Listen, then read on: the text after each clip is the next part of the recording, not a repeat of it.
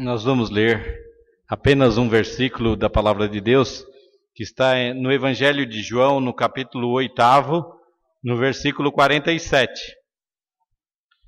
Evangelho de João, vamos ler desde o 46 para dar uma colher de chá para a gente entender o que está falando antes. Então, no Evangelho de João, capítulo 8, do verso 46 e 47. Quem dentre vós me convence de pecado?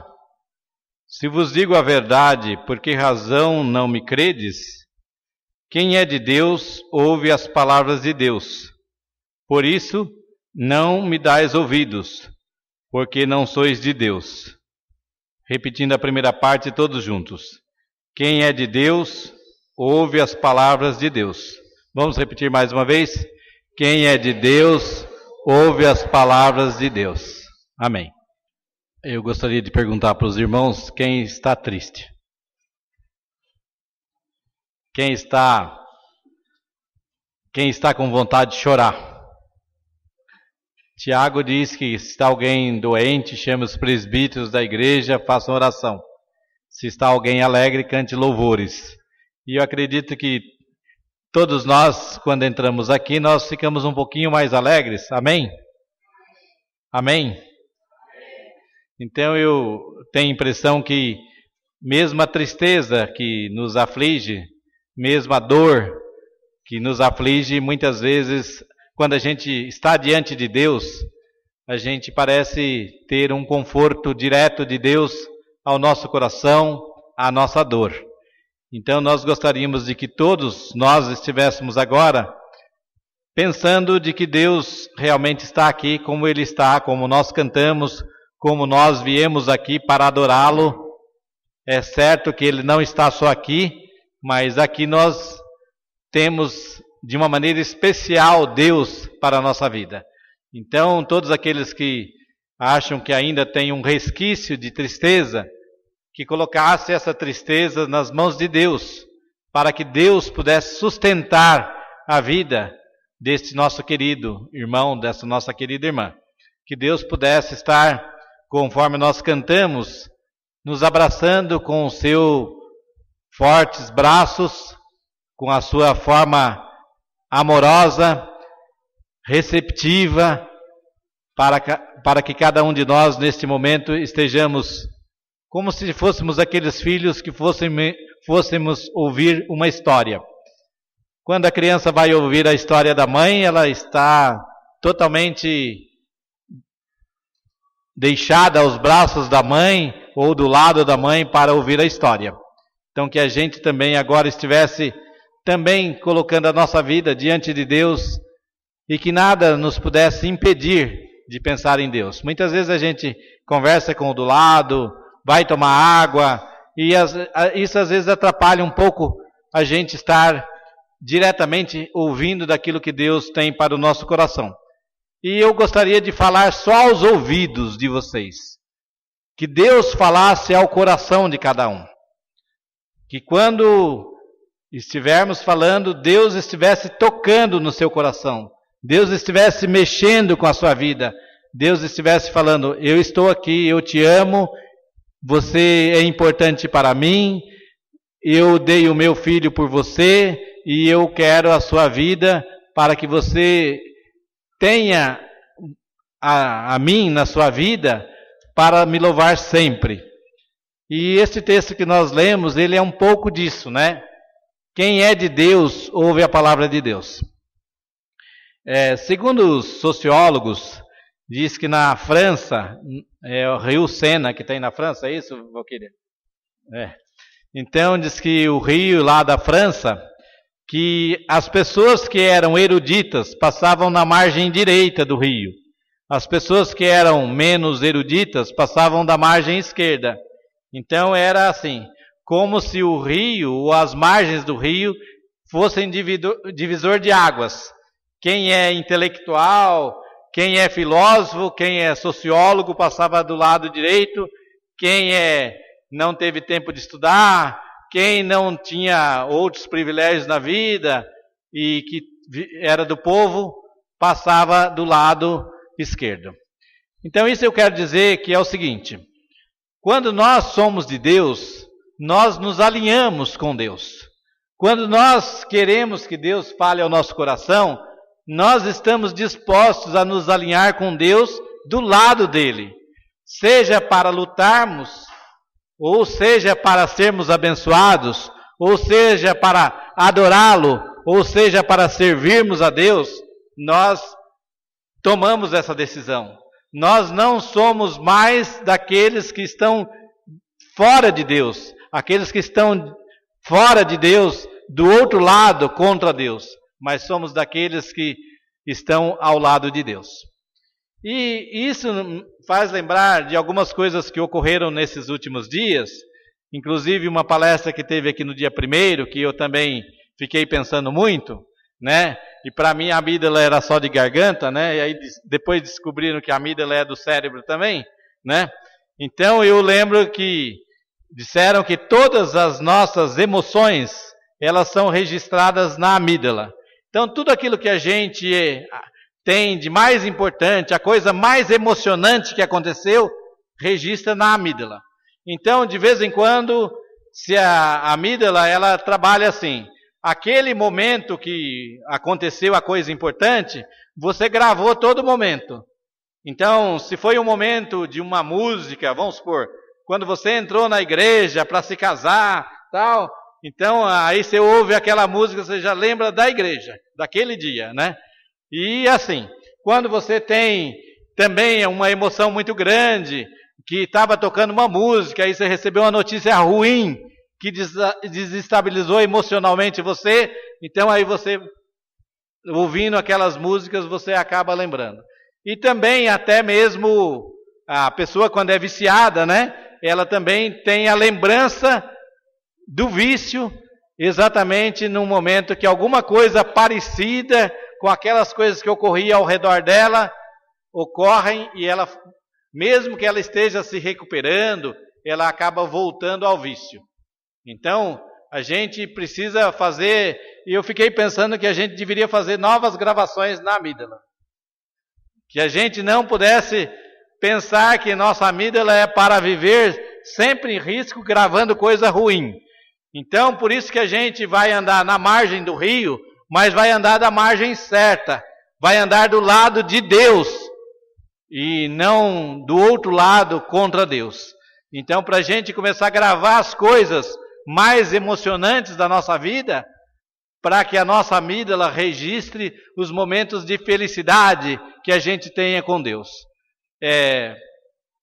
Normalmente, nós pensamos assim, né? Como que é o ser humano? O ser humano é muito complexo, muito difícil, porém eu não entendo de cérebro, mas eu entendo que se isto que os cientistas descobriram vale realmente para os seres humanos, que nós gravamos as coisas e elas nos fazem lembrar exatamente como muitas propagandas hoje ocorrem.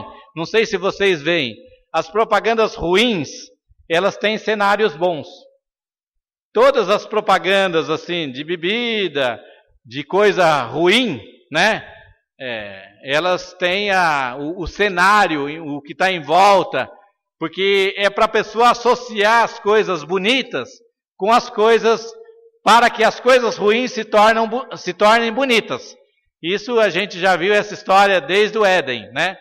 Desde que o homem olhou para o fruto lá, que Deus falou desse não era para comer, Eva olhou para o fruto e desse não é para comer, e ela viu que o fruto era agradável à vista.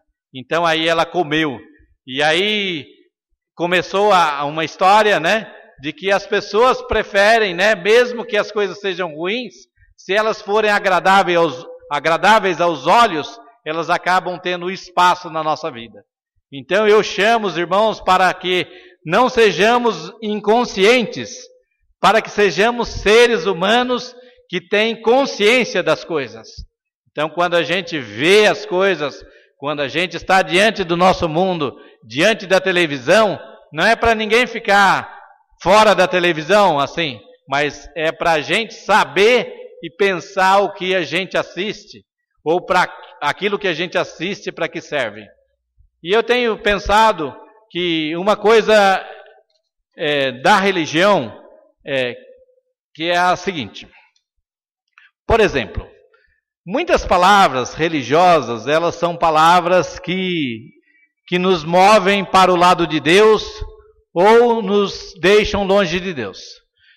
Se a gente gritar bastante tempo aleluia aqui, o que acontece? Talvez alguns vão ficar um pouco mais crentes, não é verdade? Porque é uma palavra que nos sugere que a gente deve adorar a Deus, que Deus é Senhor soberano, que Deus está acima de todas as coisas, Deus está no céu. Porém, quando a gente faz isso inconscientemente, talvez a gente não tenha a totalidade do ser humano para estar louvando a Deus conforme a palavra de Deus diz. Porque não é para a gente louvar a Deus só com a emoção, não é para a gente louvar a Deus só com a razão, não é para a gente louvar só com uma coisa e não com outra. A palavra de Deus diz que a gente deve louvar a Deus de toda a nossa alma, de todo o nosso coração, de todo o nosso entendimento. E eu entendo que aí nós temos que louvar a Deus com tudo. Não é só com uma parte nossa, não é só com um pedaço nosso. Nós temos que louvar com tudo. Então, eu até faço uma comparação que é a seguinte. Quando nós vamos nos casar, né? O que nos leva ao altar? Vinícius, pode falar? Brincadeira. O que nos leva ao altar, né? Exatamente é essa emoção de gostar da pessoa, de querer ficar junto com a pessoa, de querer estar mais tempo com a pessoa. Então, todos foram ao altar pela emoção, né? Mas somente concretizaram não só aqueles que ficaram emocionados, porque aqueles que se emocionaram, muitas vezes não conseguiram chegar lá, porque para ir para o altar eles também tiveram que trabalhar, eles tiveram que montar suas vidas para que, ganhando o seu dinheiro, o seu sustento, eles pudessem chegar lá no altar. Então, nós podíamos dizer, para que o casamento se concretizasse, tanto a emoção como a razão estavam a serviço do casamento. E eu diria da mesma forma que muitas vezes eu fico perguntando, o que faz meu irmão na sua vida? Qual é a palavra-chave da sua vida para que você ache que você deva ficar sempre adorando a Deus? Ou sempre firme em Deus? Quais são as palavras que te trazem mais perto de Deus? Aquele texto que nós lemos diz assim, quem é de Deus, ouve a palavra de Deus. Então, o que de Deus nós podemos ouvir para nos aproximar mais de Deus? Na história da psicologia surgiu uma teoria que chamava programação neurolinguística, que é PNL. A Maiara já está concordando lá. Então, na programação neurolinguística significa assim, se você também fosse fazer uma entrevista de emprego, as palavras que teu chefe fala e as que você fala, elas vão se entender. Vai haver uma equação perfeita, adequação das palavras suas com as palavras dele, e aí ele vai falar, poxa, você vai ser um bom funcionário. Porque pronunciaram as mesmas palavras. Isso de acordo com a neurolinguística. Não estou falando que de acordo com todo mundo. Então nós podíamos dizer, se a gente fosse utilizar a neurolinguística na igreja, qual seria, meus irmãos, a palavra que desse a você para que você nunca mais faltasse à igreja? Eu até usaria. Isso é, qual é a palavra que você vai mais se comprometer diante de Deus? Qual é a palavra que você mais vai dedicar a sua vida para Deus? Qual é a palavra que você mais vai se empenhar para que você esteja sempre seguindo a Deus? Qual é a palavra que, diante de todas as palavras, de todas as vozes do mundo, você consiga ouvir a voz de Deus?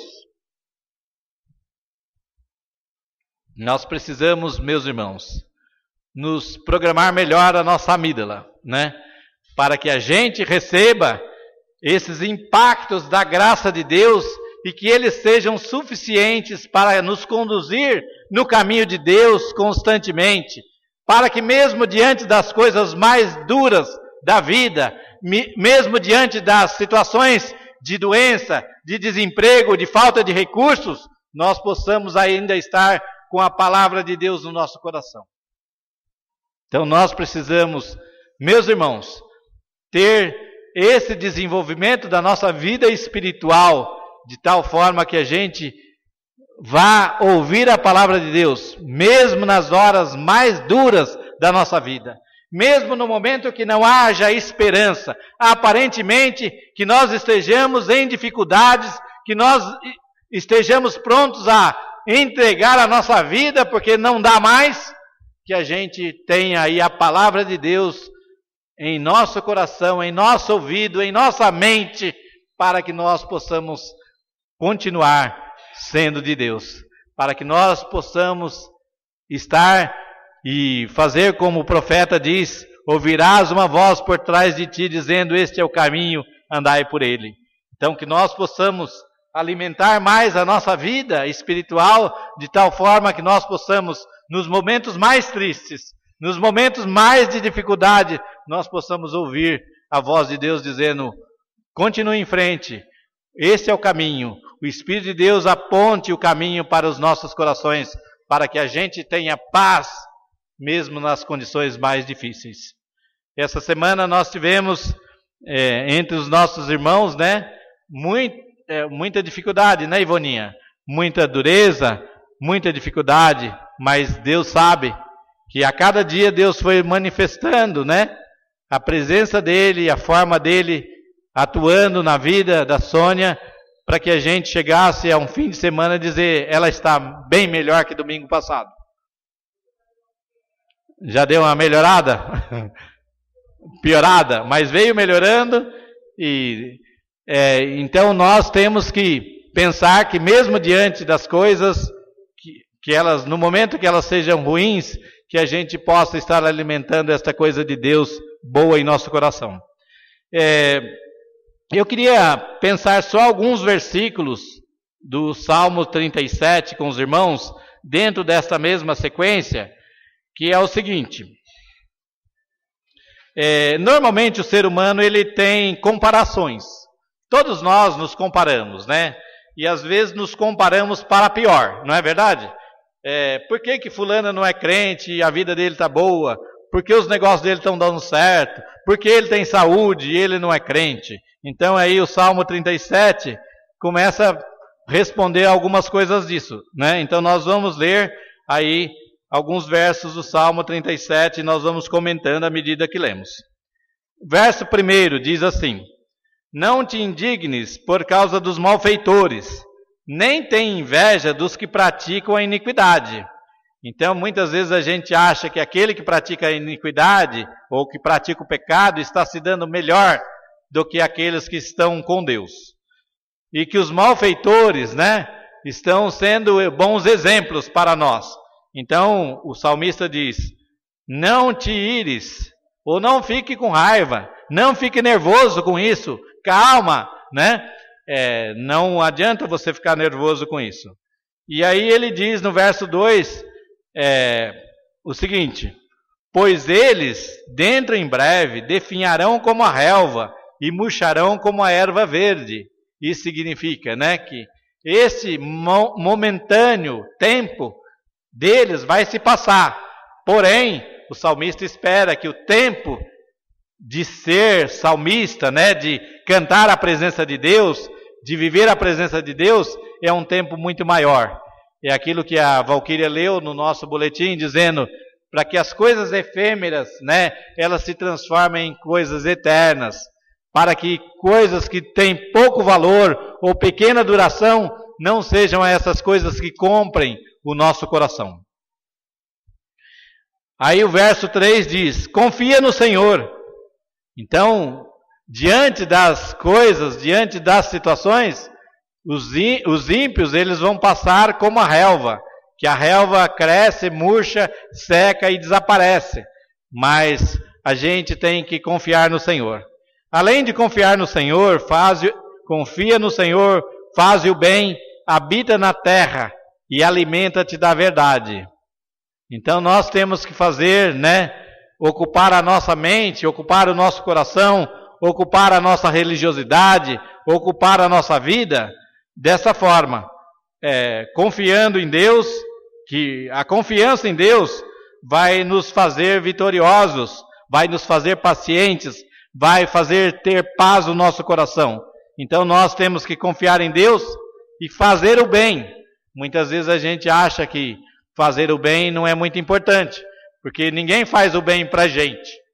Então, às vezes eu falo assim, não, eu só vou retribuir a quem me fizer o bem. Quem me fizer o mal, eu também vou pagar com o mal.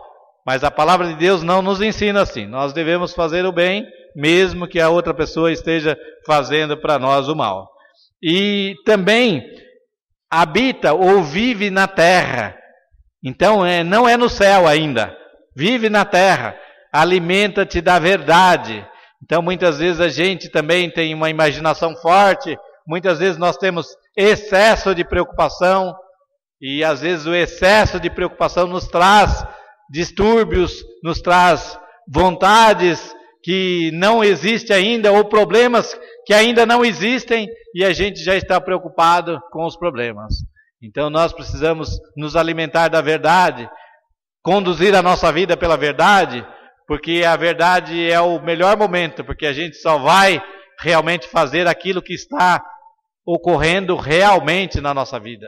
Não aquilo que a gente está imaginando que possa acontecer, que alguém possa fazer isto, que alguém possa trazer prejuízo. Enfim, nós vamos colocar a nossa vida para que a verdade esteja acima de tudo.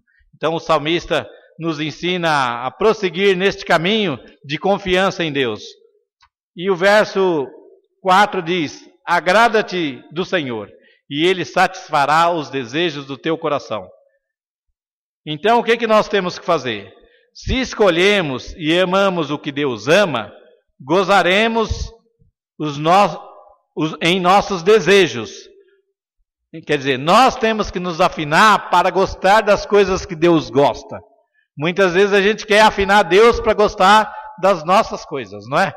Então nós temos que gostar das coisas que Deus gosta. E aí a paz, o desejo nosso, a bondade nossa, o bem nosso, o prazer nosso, a felicidade nossa será encontrado porque Deus é quem faz ou quem dirige a nossa vida. E aí o salmista ainda continua, entrega o teu caminho ao Senhor, confia nele e o mais ele fará.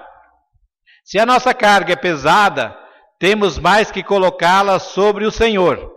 Então nós devemos colocar a nossa vida, quando nós estamos em dificuldades, sobre o Senhor. Nós temos que aprender que diante das dificuldades, o Senhor é tudo para nós. O Senhor é a nossa vida, o Senhor é a nossa luz, o Senhor é a nossa luta, o Senhor é a nossa paz, o Senhor é a nossa felicidade, o Senhor é a nossa alegria, o Senhor é a nossa vitória. Então nós temos que pensar, porque Deus realmente alimenta o nosso coração e a sua verdade, a sua palavra. Quem ouve a palavra de Deus é de Deus. Então nós precisamos lembrar sempre, para que possamos trilhar o caminho do Senhor e viver a nossa vida para a glória e honra do nome do Senhor. Que Deus nos abençoe e que Deus fale aos nossos corações. E procure, meu irmão, ver lá aquilo que Deus fale ao seu coração, para que você esteja sempre do lado de Deus, sempre seguindo o caminho de Deus. A vida que Deus te dá, que seja esta verdade, que seja para você, diante de todas as coisas da vida, mesmo que seja diante da morte. Às vezes a gente fala assim, não, mas morrer é um negócio muito ruim, né? E nós temos até gente que já falou, até pastor mesmo já falou contra a morte. Mas o que a gente tem que saber é que a morte é aquilo que Deus faz, porque Ele é dono da nossa vida. E se Ele quiser tirar a nossa vida, eu até contei um fato para os irmãos da reunião de oração, mas que eu gostaria de contar também para os irmãos aqui. Que certa vez uma mulher que tinha perdido seu filho de 18 anos, ela estava inconformada porque perdeu o filho de 18 anos. Aí ela escreveu uma carta para o reverendo Caio Fábio na época, dizendo para ele que ela estava muito triste, aborrecida com Deus, estava contra Deus, estava rebelde contra Deus, que não queria mais saber de Deus, porque Deus tinha levado o filho dela quando ele tinha 18 anos. Em vez de que não fazia parte da vida de uma mãe, perder um filho aos 18 anos. Aí ele falou: minha irmã, jamais, se eu tivesse o poder, jamais oraria para que Deus trouxesse de volta o seu filho, para que Deus trouxesse dos braços dele o seu filho para estar com a senhora. Então, mesmo diante da morte, nós temos que pensar aquilo que Paulo disse: viver com Cristo é incomparavelmente melhor. Que se a nossa esperança se limitasse apenas a esta vida, seríamos os mais infelizes de todos os homens. Então, essa nossa fé, esse estar com Cristo, esse ouvir a palavra de Deus, ele vai para frente, para a vida eterna. Não é só para a nossa vida do dia a dia, para a nossa vida do dia a dia também, mas ele vai para a eternidade. Deus abençoe nosso coração e abençoe a nossa vida, para que tenhamos sempre a palavra de Deus em primeiro lugar, dentro de cada coisa que vamos realizar na vida. Deus nos abençoe.